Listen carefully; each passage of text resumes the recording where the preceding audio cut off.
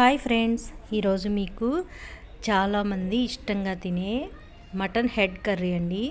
తలకాయ కూర మటన్ది చాలా బాగుంటుందండి. చాలా ఇష్టంగా తింటారండి చాలామంది.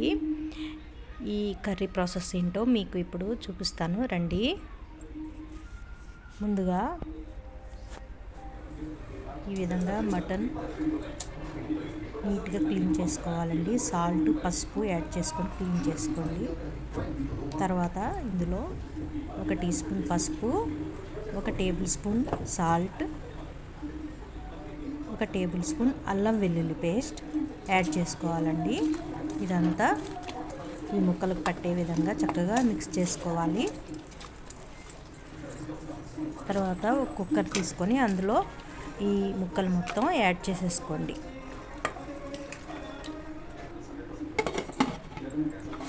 కుక్కర్ మూత చక్కగా క్లోజ్ చేసేసుకొని ఒక 5 విజిల్స్ వచ్చే వరకు బాగా ఉడికించుకోవాలండి. తర్వాత ఈలోపు మనము మసాలా ప్రిపేర్ చేసుకుందాం. ఒక మిక్సీ జార్లో 2 పెద్ద ఉల్లిపాయ ముక్కలు, 1 టమోటా పెద్దది, చెక్క, దాల్చిన చెక్క, లవంగాలు ఒక 4-5 యాడ్ చేసుకోవాలి. వీటన్నిటిని మెత్తగా ఈ విధంగా గ్రైండ్ చేసుకోండి. తర్వాత స్టవ్ మీద గిన్నె పెట్టుకొని అందులో 3 టేబుల్ స్పూన్ల ఆయిల్ యాడ్ చేసుకోవాలి. ఈ ఆయిల్ హీట్ అవ్వగానే పచ్చిమిర్చి ఒక 4-5, కరివేపాకు యాడ్ చేసుకోండి. ఇవి ఫ్రై అయినాక మనం ప్రిపేర్ చేసుకున్న మసాలాను కూడా యాడ్ చేసుకోండి.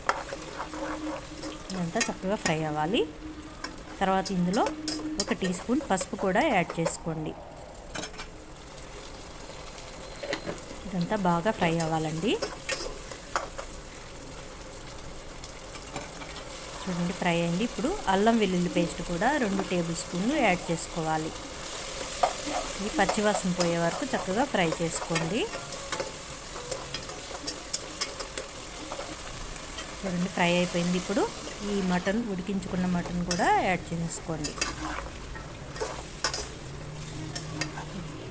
బాగా మిక్స్ చేసుకోండి. తర్వాత రుచికి సరిపడా సాల్ట్ని కూడా ఇప్పుడు యాడ్ చేసేసుకోండి.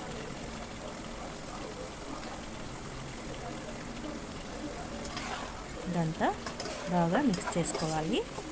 తర్వాత మూత పెట్టేసుకొని ఒక 5 మినిట్స్ ఉడకనియండి. 5 మినిట్స్ తర్వాత ఇప్పుడు మనం కారం యాడ్ చేసుకుందాం. ఇక్కడ నేను 3 టేబుల్ స్పూన్స్ యాడ్ చేసుకున్నానండి.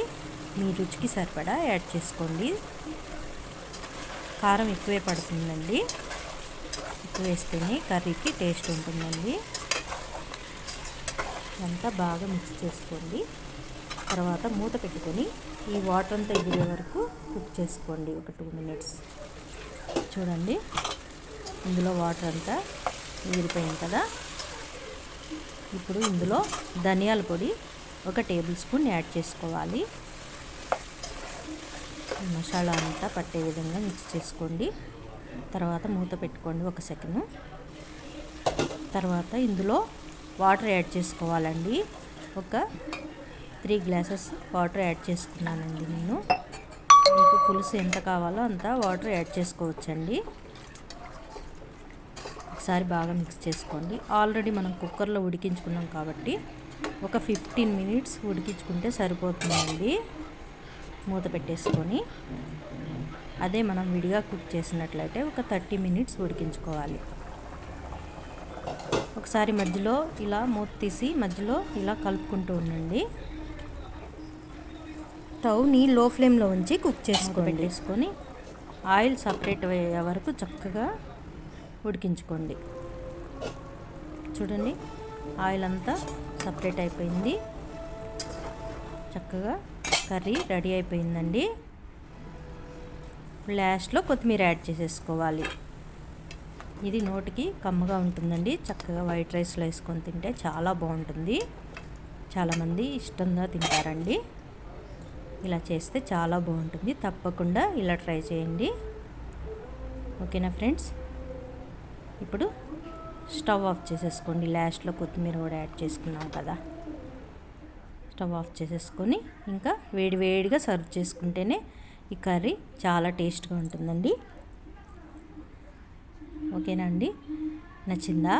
నచ్చితే ఒక లైక్ ఇవ్వండి. నా ఛానల్ని సబ్స్క్రైబ్ చేసుకోండి. నచ్చితే అందరికీ షేర్ చేయండి. ఓకేనా ఫ్రెండ్స్? బాయ్.